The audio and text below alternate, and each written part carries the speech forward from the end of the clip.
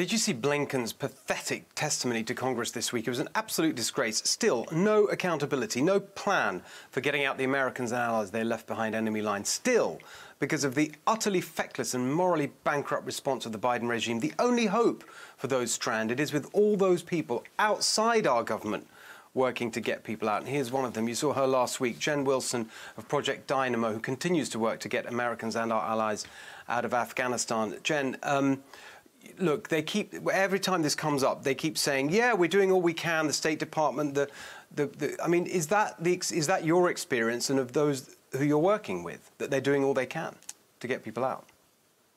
Well, I can tell you that those of us, working, a part of the digital Dunkirk movement, I can tell you we are working 24 hours a day, we have for the last 5 weeks, to continue to get those people out. And, at the beginning, it was one type of mission where we could do a lot in the chat rooms and things like that and make connections on the inside and connections on the outside. And now it's turned into a totally different mission because, every type of movement you try to do, you have to negotiate with 3 countries. Good, bad, or indifferent, whether we like it or not, the Taliban are the government of Afghanistan. We have to negotiate with them for exfil. You have to negotiate with the receiving country. And somewhere in there is the U.S. So absolutely every piece of it is more difficult than it was before, if you can believe that. I mean, it's just outrageous given the moral obligation we have here. I mean, I kind of want to, how long do you think you can keep going? How long can this keep going without, at some point, the shame of it, kind of shaming the Biden people into sort of doing more to back you up and help you, or doing it themselves as they should have been doing all along? I mean, I get asked that all day, every day, is how long we're going to be able to keep doing this.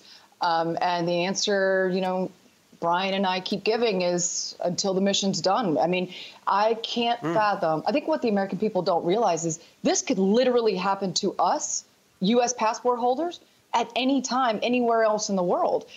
Their government could fall and a U.S. embassy is gone and you're trapped.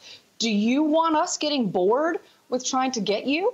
I would hope not if that's me. I don't want you to get bored, Steve. Please keep trying to get me. And so that's kind of how Brian and I and the rest of our team have been, is we can't stop. They're us. These are our guys. We have to get them out. We don't have a choice. We have to. It's just what we have to do. I mean, that's exactly.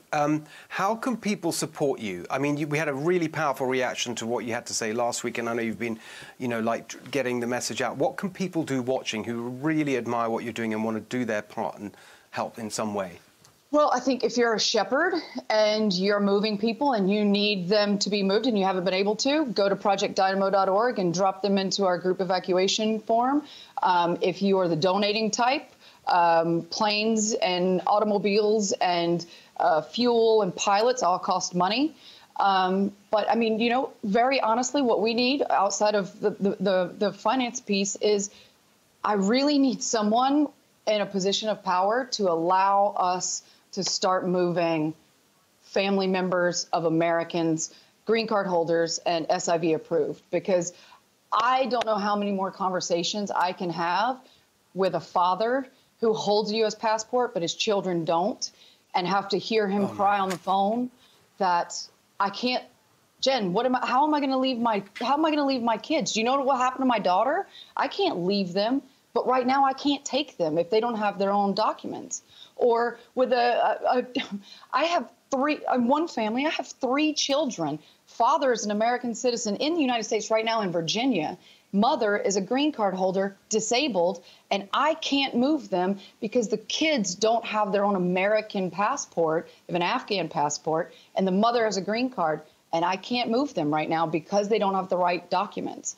So if there's anyone in a position of power that can help us fix that part, it would be an enormous help if we could start moving family members. It is an enormous problem. It just makes me so angry to hear you say that. It's heartbreaking. Thank you so much for reminding us what they're doing. And then he goes up there to Congress and says, we're doing all we can and it's all fine. He's the one that can sort this out. He's doing absolutely... Thank you, Jen. Sorry, but I'm so upset to hear that. We'll get on that, and we'll put the pressure on. And I really appreciate not just what you're doing, but that you took the time to come and share it with us. Thank you, Jen. Good to see you. Hey, Sean Hannity here. Hey, click here to subscribe to Fox News YouTube page and catch our hottest interviews and most compelling analysis. You will not get it anywhere else.